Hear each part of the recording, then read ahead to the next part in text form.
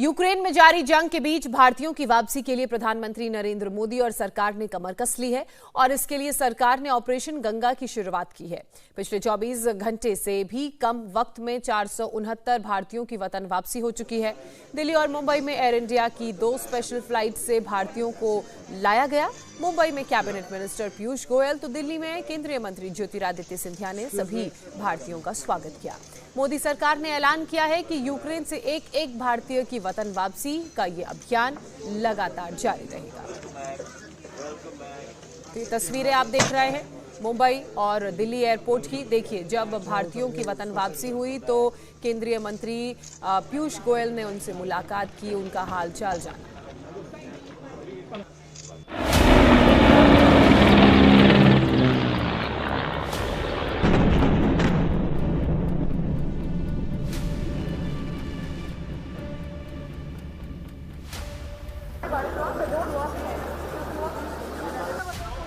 जंग के बीच अपनों की वतन वापसी, खुशी है अपने देश लौट आने की। देर रात एयर इंडिया की दूसरी स्पेशल फ्लाइट भी दिल्ली पहुंच गई। इसमें 250 भारतीय सवार थे। सभी का स्वागत करने खुद केंद्रीय मंत्री ज्योतिरादित्य सिंधिया मौजूद थे। एक एक नागरिक को वापस अपने मातृभूमि में हम लोग सुरक्षित रह के ही चैन की सांस लेंगे। बहुत बहुत आप लोगों का स्वागत प्रधानमंत्री जी की तरफ से। दिल्ली एयरपोर्ट पर जब एयर इंडिया की स्पेशल फ्लाइट लैंड हुई तो स्वागत के लिए खुद उड्डयन मंत्री ज्योतिरादित्य सिंधिया प्लेन के अंदर पहुंचे। उन्हें पीएम मोदी का संदेश दिया। कई बच्चों की हमने कहानी सुनी, जिस वीरता से और जिस साहस से भी उन्होंने अपना दायित्व निभाया है, उनका ढाढ़स भी हमने बढ़ाया है और हमने ये भी उनसे अनुरोध किया है कि अपने सहभागियों से, अपने मित्रों से जरूर ये हम लोगों का संदेश पहुंचाएं कि भारत सरकार का ये अभियान तब तक जारी रहेगा जब तक आखिरी नागरिक को हम वापस सुरक्षित भारत न लाएं। प्लेन से बाहर निकले तो गेट पर फूलों का गुलदस्ता देकर सबका स्वागत हुआ। किस तरीके का माहौल बीते दिनों आपके घर में रहा? आप अपने बेटे को लेने यहाँ पर पहुंचे हैं क्योंकि लगातार तनाव की तस्वीरें हम देख रहे थे। घर में क्या माहौल था?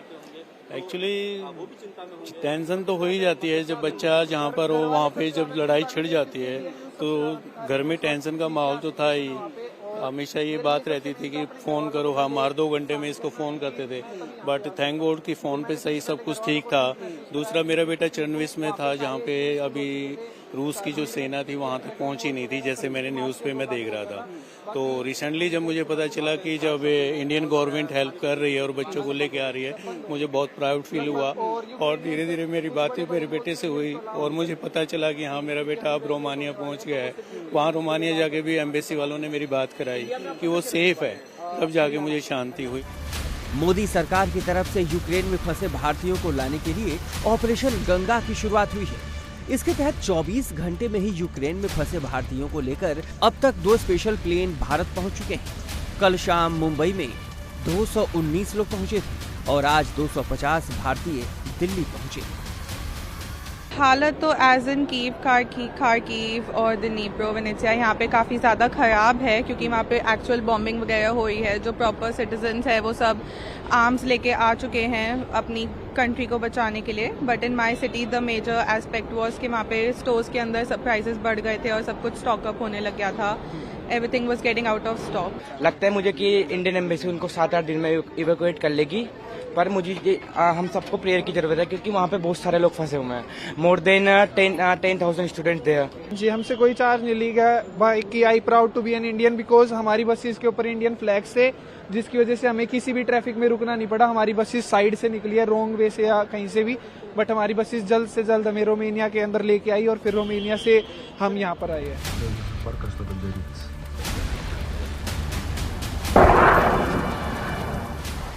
उधर यूक्रेन में मुश्किल हालात, इधर अपनों की चिंता में बेचैन परिजन दिन और रात। और फिर जुबां पर आता है एक ही नाम,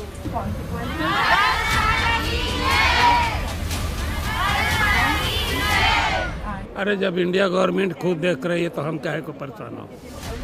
यूक्रेन में जंग के बीच भारतीय छात्र घिर चुके थे। छात्रों के घर वाले परेशान थे और फिर प्रधानमंत्री नरेंद्र मोदी ने मुश्किल हालात में एक बार फिर मोर्चा संभाला। यूक्रेन में फंसे भारतीयों को निकालने के लिए शुरू हुआ ऑपरेशन गंगा। और आप देख सकते हैं खुशी का इजहार देखिए, माता पिता अपने दादाजी से मिल रही है और खुशी के आंसू जो है वो आंखों से झलक रहे हैं। सर खुशी के आंसू है सर, बहुत इंतजार किया, बहुत उपकार किया, हमको नया जन्म मिला है। हाँ, मोदी साहब की मेहरबानी है, ऐसा मोदी साहब की मेहरबानी है भाई। दिल्ली एयरपोर्ट पर पहुंचे भारतीयों के स्वागत के लिए मोदी सरकार के मंत्री ज्योतिरादित्य सिंधिया मौजूद थे, तो मुंबई में छात्रों के स्वागत का जिम्मा केंद्रीय मंत्री पीयूष गोयल ने संभाला। मुंबई की मेयर किशोरी पेडनेकर भी एयरपोर्ट पर पहुंची थी। प्रधानमंत्री मोदी जी ने मुझे विशेष मुंबई भेजा कि मैं इनका स्वागत करूं, इनकी देखरेख करूं। आपने देखा होगा सब अरेंजमेंट्स किए हुए हैं, इमिग्रेशन पे बहुत सरल तरीके से करके उनके बैग्स देके उनको अपने गंतव्य स्थान पर भेजा जा रहा है। हमारे लिए तो इतनी संतुष्टि है कि ये पहला बैच अब पहुंचा है, दूसरा बैच भी जल्दी दिल्ली पहुंच जाएगा और अब ये लगातार निरंतर प्रयास रहेगा कि जल्द से जल्द सबको लौटाया जाए। जब तक सबके सब वापस नहीं आ जाते, पूरी केंद्र सरकार तट पर रहेगी। प्रधानमंत्री नरेंद्र मोदी खुद ऑपरेशन गंगा को मॉनिटर कर रहे हैं। मुंबई पहुंची फ्लाइट में कई राज्यों के छात्र अपने वतन लौटे। इनमें महाराष्ट्र के 24, केरल के 26, गुजरात के 50, कर्नाटक के 11 छात्र थे। इसके अलावा राजस्थान के 8, बिहार के 6, उत्तराखंड के 3, तेलंगाना के 16, हरियाणा के 9 छात्र शामिल थे। हिमाचल प्रदेश के 24 छात्रों के साथ ही दिल्ली के 30 छात्र भी इंडिया लौट आए। आंध्र प्रदेश, उत्तर प्रदेश और चंडीगढ़ के 2-2 छात्र, मध्य प्रदेश, पंजाब और पश्चिम बंगाल के 1-1 छात्र भी लौट आए। रूस के हमले के बाद जंग का मैदान बन चुके यूक्रेन से भारतीय छात्रों की वतन वापसी की डगर इतनी आसान भी नहीं थी। छात्रों को यूक्रेन के अलग अलग शहरों से रोमानिया के बॉर्डर तक लाया गया। वहां से विशेष बसों से उन्हें एयरपोर्ट पहुंचाया गया, जिसके बाद उन्हें एयर इंडिया की फ्लाइट से मुंबई और दिल्ली लाया गया।